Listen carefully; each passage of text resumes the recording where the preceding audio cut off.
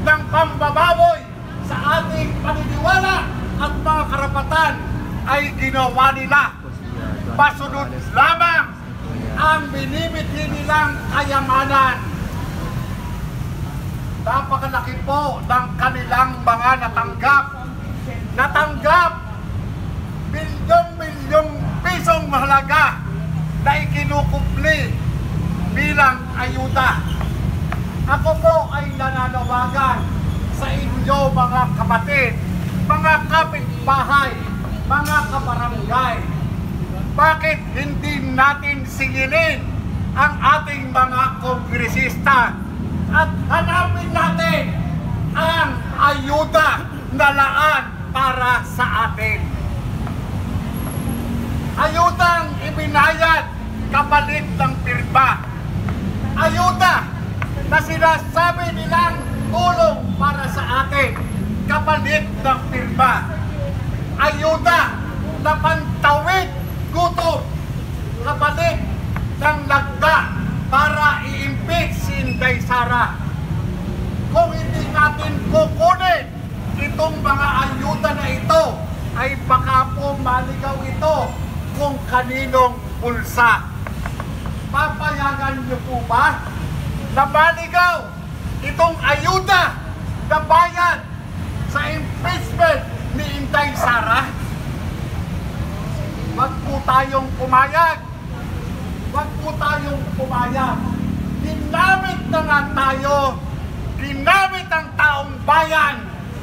Dahilan kaya sila lumagda ay dahil di umano para hindi mawalan ng ayuda ang kanilang constituents.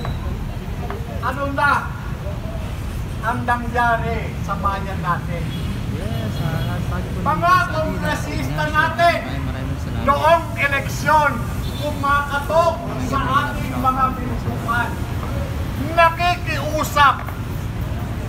Sila daw di umano ang magiging boses natin sa Kongreso. Baya't maya, talagang lahat na lang ipinapangako na kapag ayuda na ito ay nagkukumple sa milyong-milyong piso na pondo ng gobyerno daan sa mahihirap nating mga kababayan. Ayuda na ginagamit ng mga ganik na politiko, pambili nila ng mga sasakyan, pambili ng mga alahas, pangtustos sa mga kalayawan at mga bisyo. Ganon din sa kanilang mga kinalolokohang kabit. Ayuda, napakasarap pakinggan. Ayuda, pangtulong, pangtawid ng kalam ng sikmura. Pero totoo ba ang lahat ng ito? Totoo ba ng House of Representatives kung saan ay ipinagpalit sa ayuda ang ating Vice Presidente. Listula ipinagpalit sa 7 pirasong pila ang ating pangalawang Pangulo. Katwiran ng ilang kongresista. Kaya lamang nila ginawa ito sapagkat dahil di umano. Ito ba ang ating kahilingan? Yan po ba ay katotohanan para isiwalat sa taong bayan kung sino po ang gumagamit ng pinagbabawal na gamot? Yan po ang unang issue. Kalimutan po natin lahat ng isyong sinasabi po nila. Dahil isa po talaga yan sa matinding issue para mapatunayan ng taong bayan kung talagang nagdodroga po ang ating Pangulong BBM. Yan po ang hinihiling ng mamamayang Pilipino. Yan po ang hinihiling ng mga OFW. Yan po ang hinihiling ng mga seawoman, seaman, mga maralitang Pilipino ang magkaroon po ng health follicle test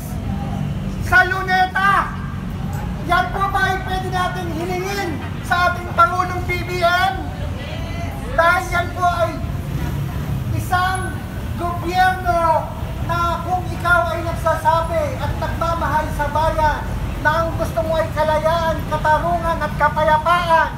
Yan ang hinihiling po natin sa Pangulong BBM. Ito po ay wala nang issue sa mga vlogger na patuloy po nilang inuusig na ang nagsasabi ng katotohanan ang mga vlogger kaysa sa mga social media. Ano po, regular kami nandito mag-aantay hanggang sa dumating ang araw na kawaan tayo ng nasa ilas. Maraming salamat po. Happy Friday at happy weekend, everyone. Jonathan Morales. Kaya hintay po natin ang kanyang pagtatalungkat. Salamat.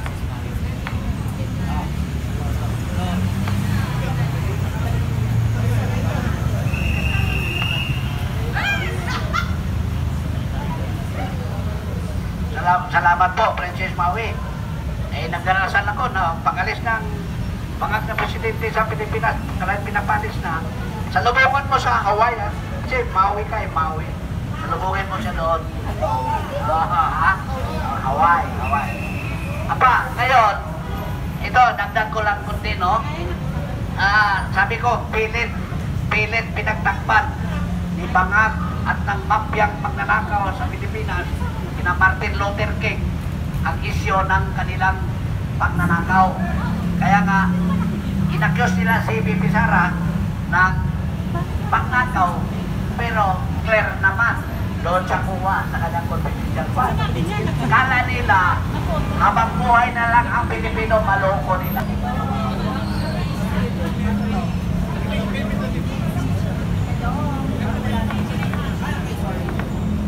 Hello!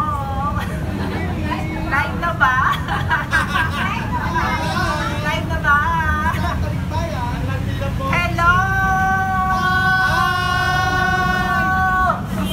It's EDSA Friday! Ingat po sa biyahe. Happy weekend, mga motorista. Hello! Ayan. Welcome back to the Philippines, Princess Mali. Okay, I had travels po in the past 2 months. I've been to Japan in December. I've been to Hong Kong last month. And yeah, marami ko lang po from Alis ka na dyan, Marcos.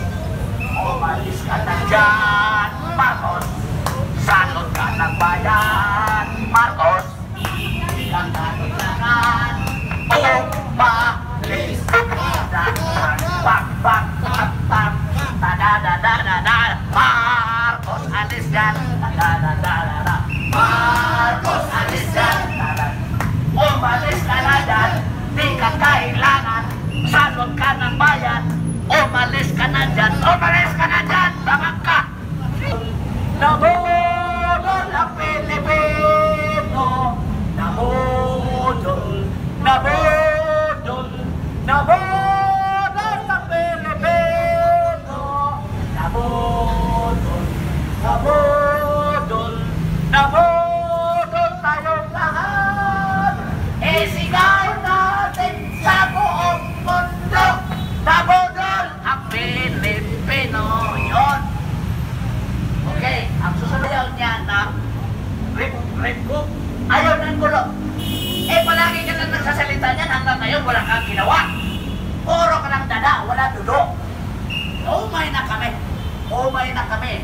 So, ang dapat mong gawin, sabihan mo na lang yung kapatid mo, bumaba ka na sa pwesto at ibigay natin doon sa isang matino dahil ang pwesto ngayon na para hindi ka mapahiya. Total, marami na naman pera dinakaw. Nakatadhana na sa February 25, maalis din ang kanyang anak na nanumuno ngayon na tulad ng ama magnanakaw din. Yan po ang tadhana ng mga Marcos. Kasi nabanggit ko yung jury of two presidents in a family. Ano yun? Sa Pilipinas, 2 presidente ang nangyari sa isang pamilya.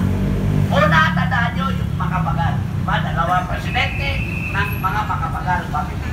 Pangalawa, yung Aquino. Nagiging 2 presidente ang pamilya Aquino. Yung Marcos ngayon, nakadalawa na.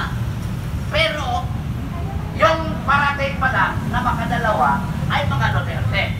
Kasi si PRRT naging presidente na. Si Bibi Sara, tadhana din niya yan na magiging presidente. Kasi two presidents in a family.